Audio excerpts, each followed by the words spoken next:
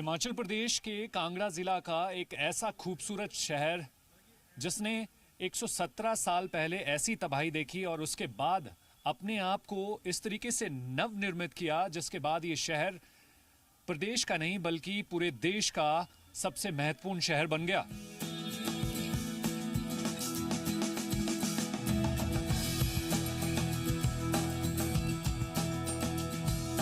नमस्कार, मैं हूं संदीप सिंह और आप देख रहे हैं जी पंजाब हरियाणा हिमाचल। हम बात कर रहे हैं एक ऐसे खूबसूरत शहर की जो धौलाधार की पहाड़ियों पर बसा है, जिसका नाम धर्मशाला है और ये हिमाचल प्रदेश की शीतकालीन राजधानी भी है। यहाँ तिब्बती धर्मगुरु दलाई लामा का निवास स्थान है। ये पूरे प्रदेश का एजुकेशन हब है। इंटरनेशनल क्रिकेट स्टेडियम हो या फिर एयरपोर्ट हो या फिर आर्मी कैंटोनमेंट, ये तमाम ऐसे इंफ्रास्ट्रक्चर हैं जो इस शहर को एक अहम रोल में रखने के लिए महत्वपूर्ण योगदान दे रहे हैं। आइए इस शहर की खास बातों को लेकर हमने एक विशेष रिपोर्ट तैयार की है, उसे दिखाते हैं।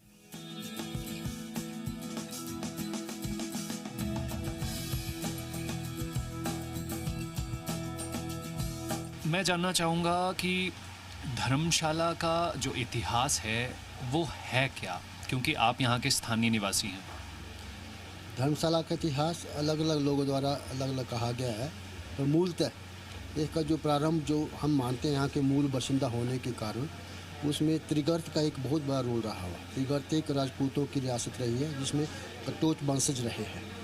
ऐसी मान्यता है कि लगभग 865 साल तक इस रियासत में उनका साम्राज्य रहा है और उसी 338 राजा जो हैं इस पूरी रियासत में करीब हुए हैं। उनमें से एक राजा धर्मचंद कटोच, जिनका अपना निवास धर्मकोट में था। धर्मगिरी नाम स्थान के ऊपर अपनी आखिरी चौकी बनाई थी और आज आप एक क्लाउड्स एंड विला जहाँ मैडम चंद्रेश रहते हैं, वो उस परिवार की एक संपत्ति है जिसको धर्मशाल कहते हैं और हमारी जो लोकल भाषा में उसको आज भी धर्महाल कहते हैं। तो धर्मशाला का जो इटिमोलॉजिकल नेम है वो कहीं इस रियासत के उस महाराज की तरफ से निकला हुआ जिसे राजा धर्मचंद कटोच कहते हैं। उन्हीं के नाम से ही धर्मशाला का नाम स्थापित हुआ है। ये लोकल मान्यताएं भी हैं, हालांकि कुछ ये चीज़ें रिकॉर्डेड नहीं है, परंतु एक सर्वविदित सत्य है।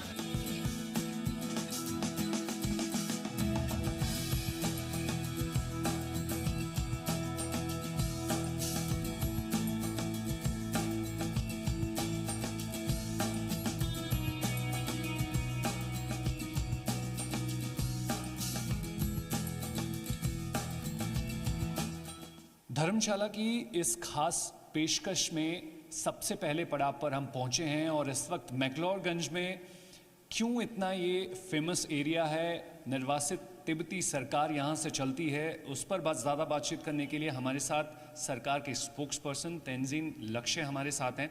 सर, आप ही की ज़ुबानी जानना चाहूँगा, क्योंकि धर्मशाला के विकास में इस स्थान का काफ़ी महत्वपूर्ण रोल है। कब यहाँ पर धर्मगुरु दलाई लामा आए थे और इस एरिया को कब बिल्ड किया, आपकी ज़ुबानी सुनना चाहेंगे। जब चीन ने तिब्बत को 1959 में कब्जा किया था, उस समय परम पावन जी भारत में आए हैं। पहले तो परम पावन जी मसूरी में 1 साल बैठा था। उसके बाद जो है 1960 में परम पावन जी फर्स्ट धर्मशाला में आके अभी तक धर्मशाला में तकरीबन 7 साल से ज़्यादा धर्मशाला में अभी भी बैठा हुआ है। तो इसके कारण से अभी निवासी तिब्बती सरकार जो है यहाँ पे जो फंक्शनल उसी समय से हो रहा है। इसके साथ साथ हमारा सिविल सोसाइटीज़ भी है, हमारा तिब्बत की निवासी भी यहाँ पे है।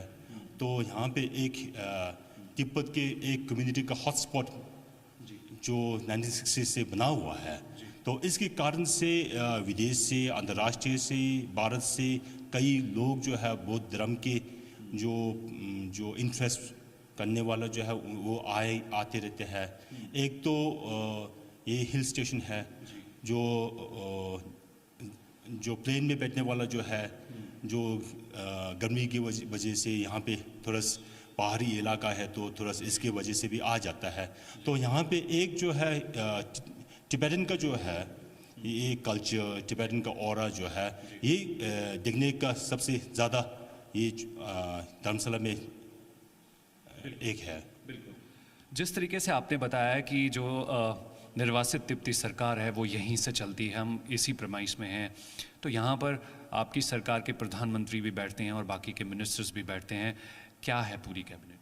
ये जो अभी जो कैबिनेट जो है 16 कैबिनेट है, और 16 कैबिनेट में एक हमारा प्रेसिडेंट है, सिकोंग है, वो पूरे विश्व में जो जितना भी तिब्बती लोग हैं 5 साल में एक बार जो है चुनाव में जो खड़ा होके एक जो आते हैं उनको जो हमारा सिकोंग बनाते हैं, इलेक्टेड पॉलिटिकल लीडर। तो इसके माध्यम से कैबिनेट को नॉमिनेट करके पार्लियामेंट में जो अप्रूव करते हैं। अभी जो 16 कशाक में 3 महिला कॉलोन्स है, मिनिस्टर्स है, तो हमारा यहाँ के जो सूचना और जो विदेश मंत्रालय जो डिपार्टमेंट में तो एक महिला कैबिनेट मेंबर भी है। तो यहाँ पे एक हायरार्की है जो गवर्नमेंट स्ट्रक्चर जैसे है, जहाँ पे हमारा जो पूरे तिब्बत के जो इशू जो है यहाँ से खड़ा होके चाइना के जो चाइना और तिब्बत के इश्यूज जो कॉन्फ्लिक्ट जो है उनको रिजॉल्व करने के लिए अभी खड़ा हुआ है। बिल्कुल, ये तो आपने बताया कि किस तरीके से निर्वासित तिब्बती सरकार जो है वो यहाँ से चल रही है। पूरी दुनिया में जो अनुयायी हैं तिब्बत धर्म से जुड़े हुए, उनको डायरेक्शन पास ऑन यहाँ से होती है। मेरा अगला सवाल आपसे ये रहेगा कि लगभग 117 साल पहले जो है वो कांगड़ा ज़िला ने एक बहुत बड़ा डिज़ास्टर झेला है। भूकंप यहाँ पर आया, 20,000 से ज़्यादा लोगों की मौत पूरे ज़िला में हुई। 1600 से ज़्यादा लोग जो हैं वो इसी धर्मशाला शहर में जो है वो उनकी मौत हुई है। इस शहर ने बहुत चैलेंजेस झेले हैं। किस तरीके से आप देखते हैं कि पिछले कुछ सालों में लगातार जो है ये शहर लगातार ग्रो कर रहा है? इतना इम्पोर्टेंस क्यों इस शहर को मिल रही है आपकी सरकार के लिहाज से? ये एक 2 प्रकार के हो सकता है। एक तो पहले जब ब्रिटिश यहाँ पे था, एक समय जो समर कैपिटल था, भूकंप की वजह से जो है समर कैपिटल को शिमला में शिफ्ट कर लिया। इसके बाद जो है धर्मशाला नीचे थोड़ा डाउन हो गए, लो प्रोफाइल हो गए, और परम्बावंची यहाँ पे आके अभी जो है विश्व में एक टूरिस्ट का मैप भी बन गए है, टूरिस्ट का डेस्टिनेशन भी बन गए है। अब एक तो ये है कि विदेश से लोग आ रहे हैं, और दूसरा जो है अभी जो क्रिकेट स्टेडियम बनाया हुआ है यहाँ पे टूरिस्ट का डेस्टिनेशन अभी नया खुल रहा है। इसके वजह से लोकल टूरिस्ट भी काफ़ी आ रहा है। तो ये तो एक तो अच्छी बात होता है, क्योंकि जो इकोनॉमी के लिए ये डेवलप हो जाता है, धर्मशाला स्मार्ट सिटी बन गए है। दूसरी बात जो है अभी पहले एक यहाँ पे जंगल है, अभी जो है ये कंक्रीट जंगल बन गए हैं। तो इसकी वजह से थोड़ा कंप्रेशन भी ज़्यादा हो रहा है, ट्रैफिक भी ज़्यादा हो रहा है। तो उनके अभी जो सोचना पड़ेगा, ज़िला परिषद भी सोचना पड़ेगा कि क्या उनका उपाय है, क्योंकि भविष्य में लोग आएंगे यहाँ पे, और लोगों के पास पहले गाड़ी नहीं है, अब गाड़ी है, बाइक है। तो इनके जो थोड़ा एक इन्वायरमेंटली भी देखना पड़ेगा, लेकिन इकोनॉमिकली डेवलप हो रहा है। और दूसरी बात जो है अभी परम पावन जी के जो कैरिस्मा जो है, परम पावन जी की लीडरशिप जो है, उनका स्पिरिचुअल की जो ऑरा जो है, जो विश्व में कनेक्ट हो रहा है।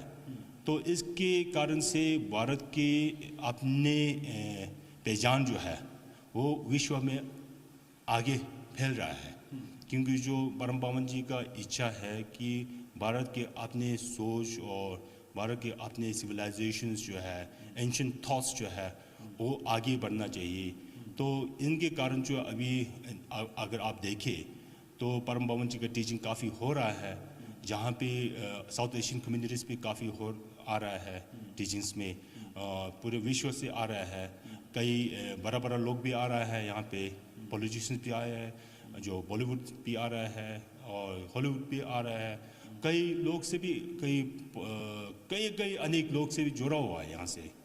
जाहिर तौर पर क्योंकि पिछले 2 साल काफ़ी चैलेंजेबल रहे होंगे, क्योंकि सन्नाटा सब जगह पसरा, चैलेंजेस सब ने फेस किए, तो क्या ये कहा जा सकता है कि मैक्लोडगंज में जो है वो दोबारा से रौनक लौटना शुरू हो चुकी है कोविड के बाद में?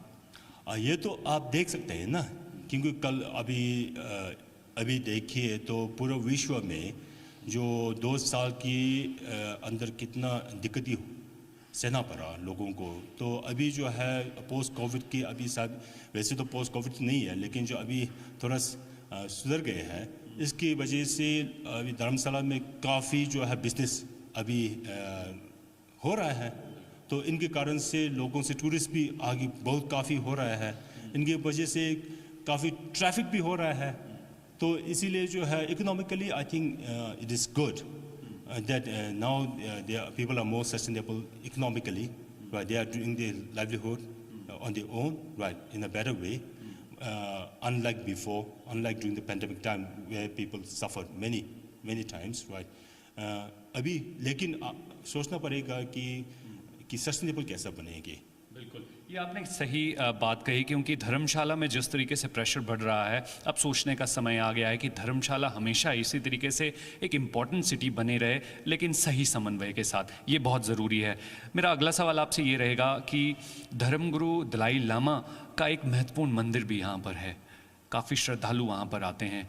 कोविड के बाद अब वो खुल चुका है, कितना समय जो है वो लोगों को वहाँ पर दर्शन करने का मौका मिलता है? परम पावन जी की अभी यहाँ पे मेन टेंपल बोलते हैं, लोकल्स जो है, इंडियंस जो है, वैसे टूरिस्ट आते हैं और पहला जो है उनको जाने का, दर्शन करने का जो है वो तो मेन टेंपल भी जाता है। तो तकरीबन मेरे हिसाब से अगर देखें तो एक दिन में तकरीबन 5,000 लोग आते होगा, क्योंकि मैंने पिछली बार जो मैंने देखा था और सुना था कि 5,000 के आसपास आते रहते हैं। अभी तो लोग बढ़ रहा है, और जो ये सुबह से शाम तक खुलते हैं, 7 बजे तक खुलता है, तो वहाँ पे मंदिर में पूजा करने के लिए जाता है। कई जो भी फेथ हो, जो वहाँ पे दर्शन करके वहाँ पे एक खास जो है वहाँ पे बौद्ध धर्म बुद्ध शाक्यमुनि का स्तूपा स्टेचूज जो है, उसके साथ साथ रूपेमा संभव का है, और इसके साथ साथ जो अवलोकितेश्वर का स्टेचू है। तो 3 महत्वपूर्ण स्टेचूज जो वहाँ पे है, तो वो पहले से है, 1960 से बना हुआ है। तो वो काफ़ी जो है अभी धर्मशाला की जो टूरिस्ट डेस्टिनेशंस का जो है सबसे खास जो है मेन टेंपल ही होते हैं। बिल्कुल। तो जी मीडिया से बात करने के लिए सर आपका बहुत बहुत धन्यवाद। आपके बिजी शेड्यूल में आपने समय निकाला और एक महत्वपूर्ण जानकारी जो है हम इन्हीं की ज़ुबानी सुनाना चाहते थे कि किस तरीके से धर्मशाला शहर के विकास में इस एरिया का कितना महत्वपूर्ण स्थान है। और हम अपने इस खास पेशकश के अगले पड़ाव पर आपको लेकर चलेंगे और वो स्थान किस लिए महत्वपूर्ण है, आइए आपको दिखाते हैं और सुनाते हैं।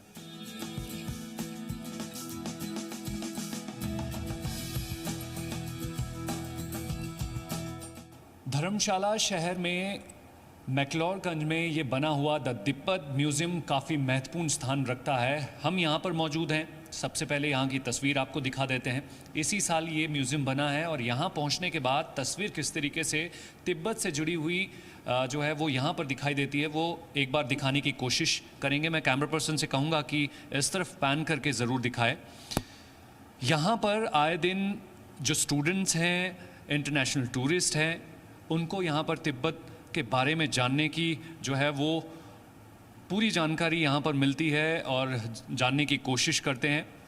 ये काफ़ी महत्वपूर्ण म्यूज़ियम है और इस पर ज़्यादा बातचीत करने के लिए इस वक्त मेरे साथ इस म्यूज़ियम के डायरेक्टर हैं, उन्हीं से बात कर लेते हैं। मिस्टर तंजीन, आपसे ये जानना चाहूँगा कि ये म्यूज़ियम क्यों इतना महत्वपूर्ण है धर्मशाला शहर के लिए? सबसे पहले तो मैं पूरा तिब्बती समुदाय की तरफ से पूरा जो भारतीय निवासिक और जो भी मतलब इस चैनल को देख रहे हैं उन सबको प्रणाम कहना चाहता हूँ। और जैसे कि आपने बहुत अहम प्रश्न पूछा है कि ये महत्वपूर्ण क्यों है। ये महत्वपूर्ण इसलिए है कि ये जो संग्रहालय जो है ये सिर्फ संग्रहालय नहीं है, ये हमारे तिब्बत का जो संघर्ष है, तिब्बत का जो है इतिहास, वो सब जो है इस संग्रहालय के दौरान जो है हम जो टूरिस्ट है, जो हमारे लोकल टूरिस्ट है, जो इंटरनेशनल टूरिस्ट है और इवन जो हमारी यंगर जनरेशन टिबेटन जो है, उनको मतलब जो है एक नॉलेज हब जैसे आप बोल सकते हो, वैसे जैसे हमने जो है ये संग्रहालय का जो है मेन एम एंड ऑब्जेक्टिव यही है। और दूसरा जो है ये संग्रहालय जो है वास्तविक में जो तिब्बती समुदाय जो मतलब तिब्बत में रहते हैं और जो मतलब इधर रहते हैं, उनके ऊपर जो है अत्याचार जो चाइना बार बार जो है अत्याचार करते हैं, उसके बारे में हमने जो है दर्शाया गया है। अगर आप तिब्बत में जाओगे, ल्हासा में भी एक तिब्बत म्यूज़ियम होगा जो बिल्कुल जो है मतलब चाइना के एंगल से बिल्कुल जो है काउंटर नरेटिव, जैसे हम कहते हैं कि तिब्बत जो है हिस्टोरिकली जो है इंडिपेंडेंट नेशन है, ठीक है। उसमें जो है चाइना, अगर आप ल्हासा में जाओगे तो वो तिब्बत म्यूज़ियम जो है बिल्कुल जो है अलग तरीके से जो है उन्होंने अपना नरेटिव जो है वहाँ दर्शाया गया है। तंजिन जी, यानी आपके कहने का मतलब ये है कि पूरी दुनिया में 2 ऐसे म्यूज़ियम बनाए गए हैं एक ही सब्जेक्ट पर, तिब्बत पर। एक भारत में बना है और दूसरा जो है वो ल्हासा में बना है।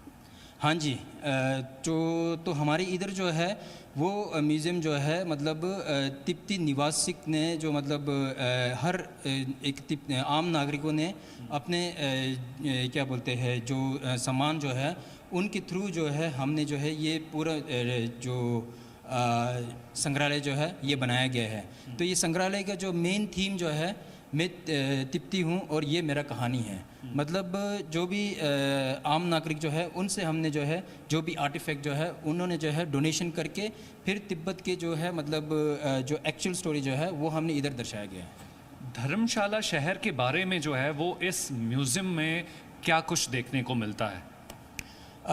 धर्मशाला शहर के बारे में मतलब इस म्यूज़ियम के थ्रू जो है मैं यही चाहता हूँ कि बहुत सारे आदमी जो है इधर आए, ठीक है, और तिब्बत के बारे में और जो मतलब जो नॉन वायलेंस स्ट्रगल जो हमारे जो पूरे इंटरनेशनल में मतलब धर्मशाला जो स्पेशली जो दलाई लामा जी ने मिडल वे अप्रोच जो है वो हमने इधर जो है दर्शाया गया है। और दूसरा ये है कि इसमें कैसे पंडित जवाहरलाल नेहरू और जो है आचार्य कृपलानी, इन्होंने जो है तिब्बत के समुदाय जो स्पेशली जो रिफ्यूजी है उनके लिए जो है कैसे तिब्बत क्या बोलते हैं स्कूल बनाया गया है, ठीक है। और हमारे लिए अलग जो है एक गवर्नमेंट सेटअप करने के लिए, एक सेटलमेंट सेटअप करने के लिए काफ़ी जो है इंडिया जो है काफ़ी हमारे लिए जो है मददगार रहे हैं। तो जाहिर तौर पर पिछले कुछ सालों में जो है वो कोविड का दौर रहा होगा। ये म्यूज़ियम पहले काफ़ी छोटा रहा, अब ये म्यूज़ियम काफ़ी बड़ा और मॉडर्नाइज तरीके से यहाँ पर बना है। तो क्या इंटरनेशनल टूरिस्ट और जो स्टूडेंट्स हैं वो यहाँ आकर ये जानकारी अब ले पा रहे हैं? हाँ जी, तो जैसे आपने सही बातें कहा कि मतलब पहले जो हमारे जो म्यूज़ियम जो है एक्चुअल में जो तिब्बत म्यूज़ियम जो है वो 22 साल पुराना जो है म्यूज़ियम है। और उनको जो ये म्यूज़ियम जो है 2000 वर्ष में अप्रैल के मंथ में जो है दलाई लामा जी ने इनॉग्रेट किया था। और जो पुरानी म्यूज़ियम है उसमें ज़्यादातर जो है मतलब फ़ोटोग्राफिक और फ़ोटो गैलरी है। तो ये जो नया म्यूज़ियम है इसमें हमने क्या किया कि मतलब सिर्फ फ़ोटोग्राफिक नहीं, हमने ऑब्जेक्ट भी बहुत सारे जो है, क्योंकि म्यूज़ियम में सबसे अहम चीज़ है ऑब्जेक्ट, तो ऑब्जेक्ट काफ़ी जो है हमने कलेक्ट किया है। और दूसरा जो है आजकल की टेक्नोलॉजी के थ्रू जो आप देख सकते हो, मॉडर्न टेक्नोलॉजी के थ्रू जो है हमने इस म्यूज़ियम को जो है मतलब इंटरनेशनल प्लेटफॉर्म पे मतलब इंटरनेशनल के तरीके से जो है हमने ये बनाया गया है। जी मीडिया से आपके बात करने के लिए बहुत बहुत धन्यवाद। तो ये तंजीम थे, काफ़ी महत्वपूर्ण जानकारी जो है वो दे रहे हैं। इन्हीं की ज़ुबानी हम बताने की कोशिश कर रहे हैं कि जब आप धर्मशाला के इस खूबसूरत एरिया में पहुंचते हैं मैक्लोडगंज में, तो किस तरीके से इस म्यूज़ियम की महत्वता है उसको बताने की बात जो है वो हमारी लगातार इनके साथ जारी थी। और जाहिर तौर पर जब धर्मशाला पहुंचा जाता है तो इस शहर के लिए ये स्थान कितना महत्वपूर्ण रखता है ये बताने की कोशिश कर रहे हैं।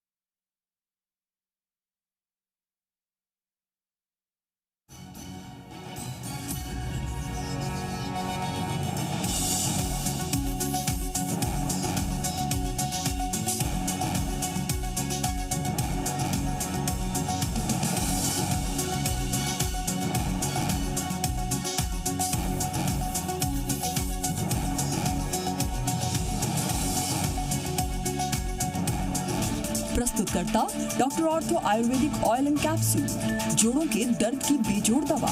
प्रायोजक पतंजलि दिव्य जल, देश का पानी हर बूंद में शुद्धता।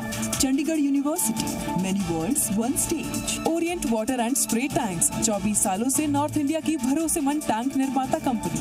सुंदर ज्वेलर, सेक्टर 35C, चंडीगढ़ का सबसे भरोसेमंद jewellery brand. Unnat 11 detergent powder double Shakti, मैल को उखाड़े जड़ से। और fulfil your dream of becoming an IAS officer, join Chetan Bharat learning today.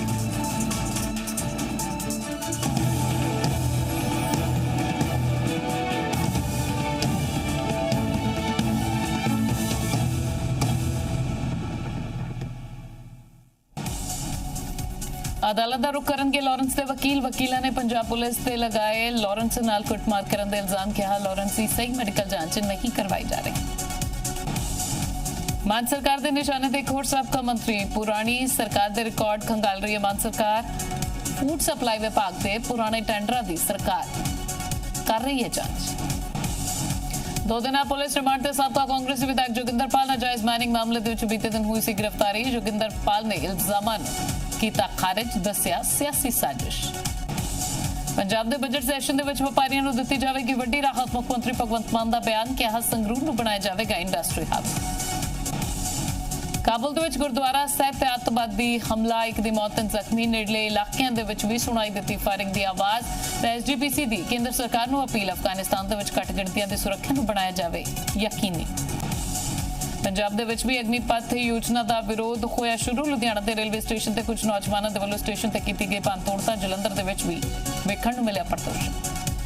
प्रस्तुतकर्ता ਵਿਦੇਸ਼ ਜਾਣ ਦੇ ਸੁਪਨੇ ਨੂੰ ਕਰੋ ਸਾਕਾਰ। ਅਪਲਾਈ ਕਰੋ ਮੂਵ ਟੂ ਅਬਰੋਡ ਚੰਡੀਗੜ੍ਹ।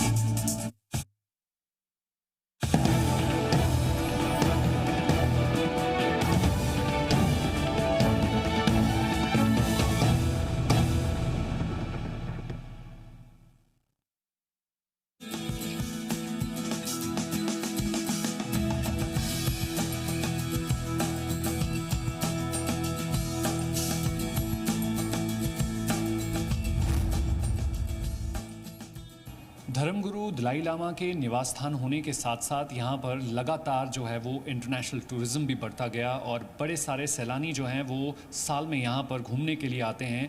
चाहे वो धर्मशाला की खूबसूरत वादियाँ हो या फिर मैक्लोडगंज में बना हुआ ये पूरा का पूरा परिसर हो। इस वक्त हमारे साथ कुछ एक इंटरनेशनल टूरिस्ट हैं, उन्हीं से बात कर लेते हैं। First thing, where you from and what's your name?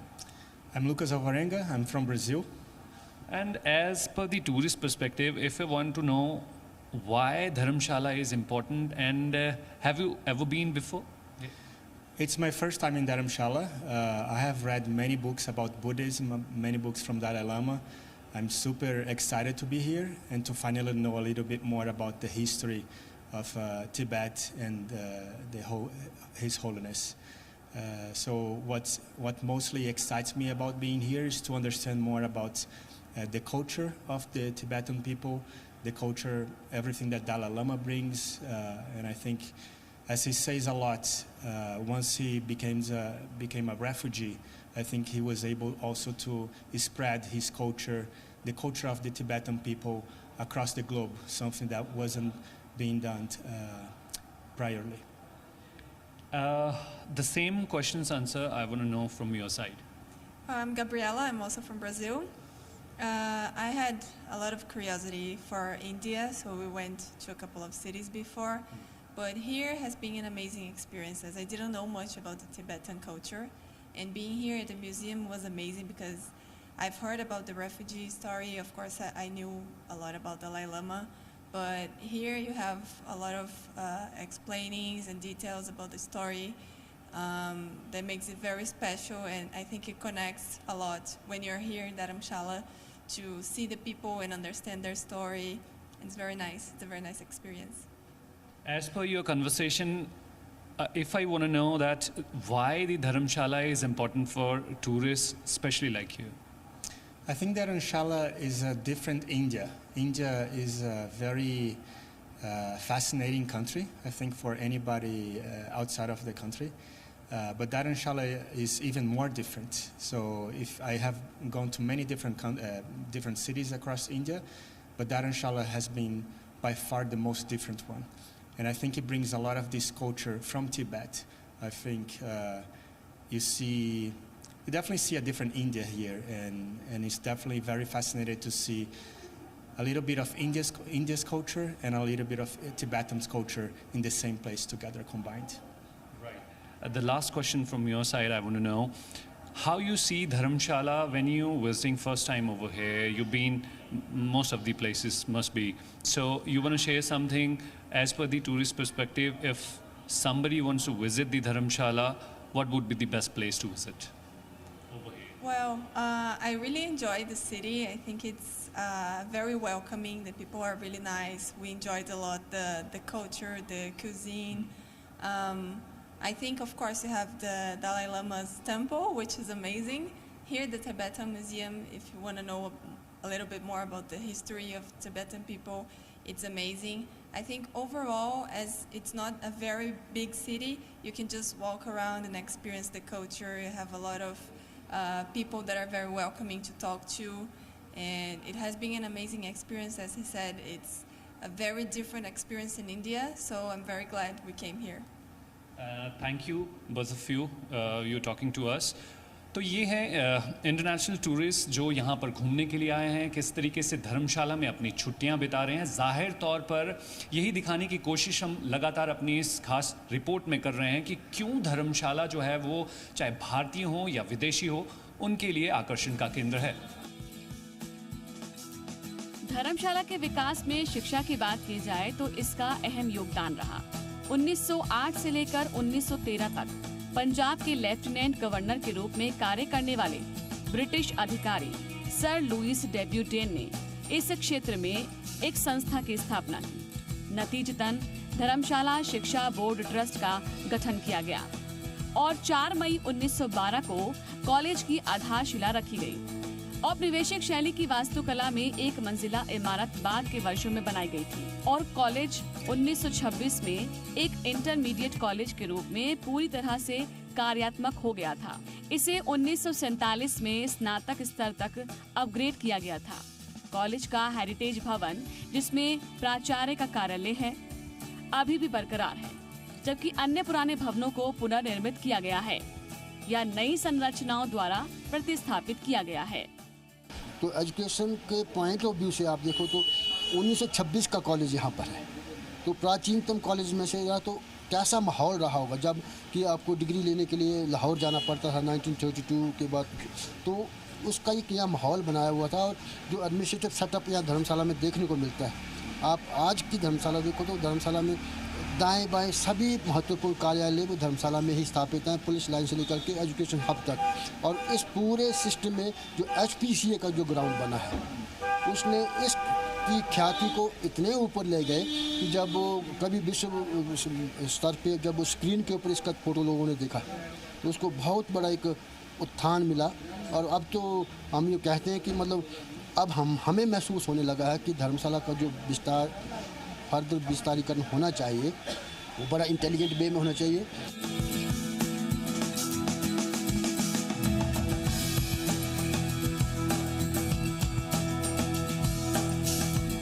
Himachal Pradesh को वीरों की भूमि भी कहा जाता है और ये स्थान धर्मशाला में इसलिए महत्वपूर्ण स्थान रखता है क्योंकि ये उन वीरों की याद दिलाता है जिन वीरों ने हिमाचल प्रदेश से संबंध रखा और जितने भी युद्ध हुए हैं उनमें शहादत हासिल की है। और हम जहां पर खड़े हैं ये शहीद स्मारक है और इस वक्त मेरे साथ ज़्यादा बातचीत करने के लिए मेरे सहयोगी विपिन शर्मा हैं। विपिन, आप कई सालों से जो है वो इस धर्मशाला से रिपोर्टिंग कर रहे हो।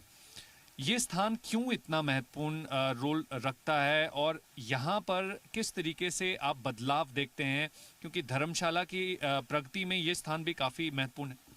बिल्कुल संदीप, बता दें कि ये जो स्थान है, क्योंकि जिला कांगड़ा जो है वीरों की भूमि है, देवभूमि है हिमाचल, लेकिन बहुत सारे जिला कांगड़ा से जो भारतीय सेना में है वो उन्होंने अपनी शहादत भी दी है और सर्व भी करते हैं देश के लिए।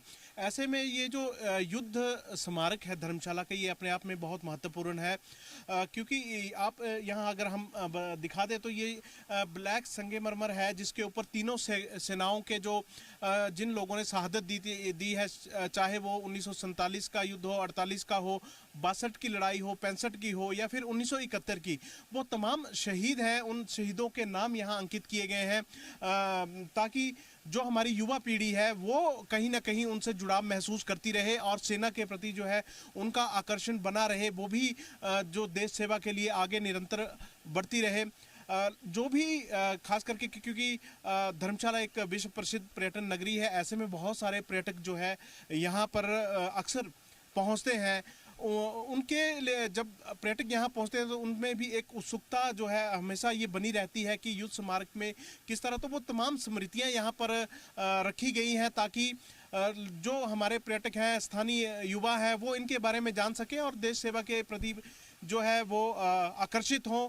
21 फव्वारे भी यहाँ पर लगाए गए हैं। हर चीज़ की अपनी एक अलग महत्वता है संदीप। बिल्कुल विपिन, आपने सही कहा, क्योंकि ये वो तमाम जानकारी हैं जो हम हमारे दर्शकों तक पहुंचा रहे हैं, क्योंकि इस विशेष रिपोर्ट को तैयार करने के लिए हमारी पूरी टीम ने काफ़ी मेहनत की है, क्योंकि हम लगातार धर्मशाला के हर उस महत्वपूर्ण स्थान तक पहुंच रहे हैं और उससे जुड़ी जानकारी आपको लगातार दे रहे हैं। लेकिन यहाँ पहुंचने के बाद एक और महत्वपूर्ण स्थान है जिसे देखना आपके लिए बहुत ज़रूरी है।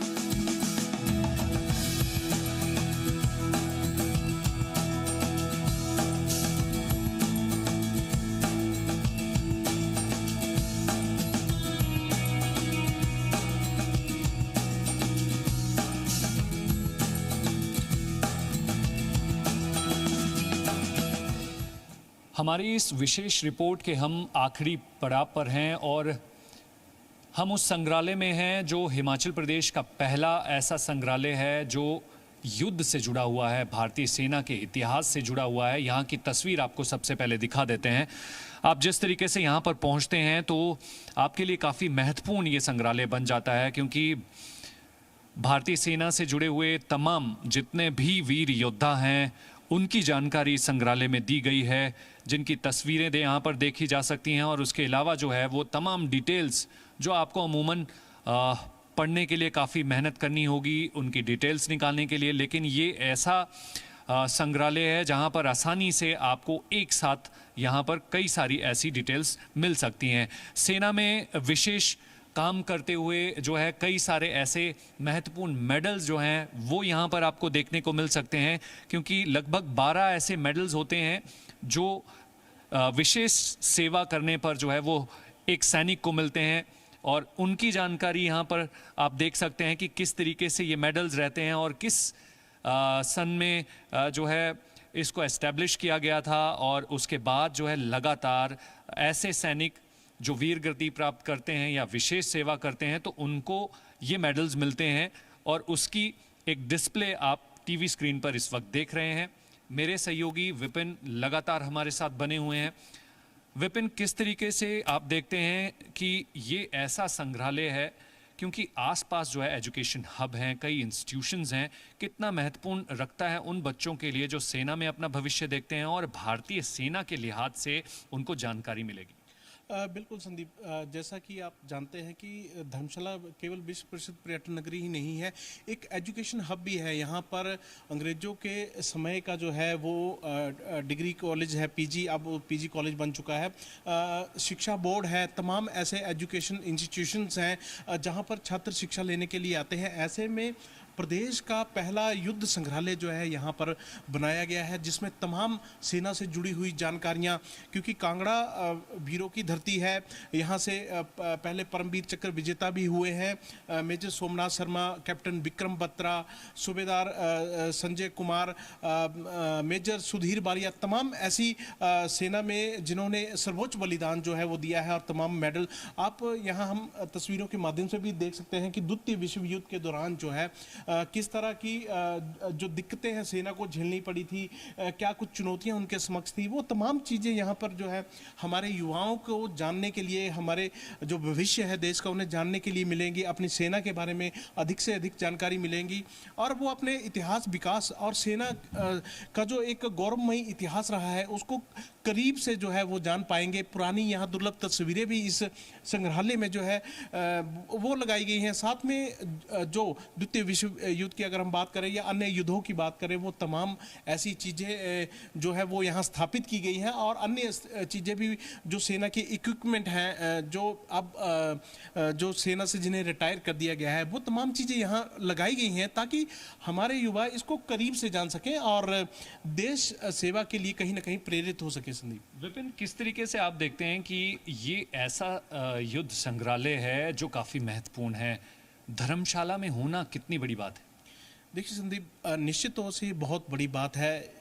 सबसे बड़ी बात तो ये है कि ये प्रदेश का ही पहला युद्ध संग्रहालय है। इससे पहले कहीं और युद्ध संग्रहालय नहीं बना है और ऐसे स्थान पर युद्ध संग्रहालय बनना, धर्मशाला जैसे स्थान पर जहाँ की कई पहले से विश्वविख्यात जो हमारे स्थल है, उसमें कहीं ना कहीं चार चांद जो है इसको लगाएगा और करीब से लोग जो है, चाहे पर्यटकों की बात करें, चाहे हमारे स्थानीय युवा है, चाहे अन्य देश भर से जो लोग यहाँ पहुँचते हैं, उनके लिए जब वो धर्मशाला का अगर भ्रमण करेंगे तो निश्चित तौर से अपनी सेना को करीब से जान पाएंगे और उन शहीदों को भी करीब से जान पाएंगे या किस तरह की चुनौतियां विश्व युद्ध के दौरान उन्हें झेलनी पड़ी, उस दौर में क्या कुछ होता था, वो तमाम जानकारियां इस युद्ध संग्रहालय के माध्यम से उन्हें मिल पाएंगी। बिल्कुल।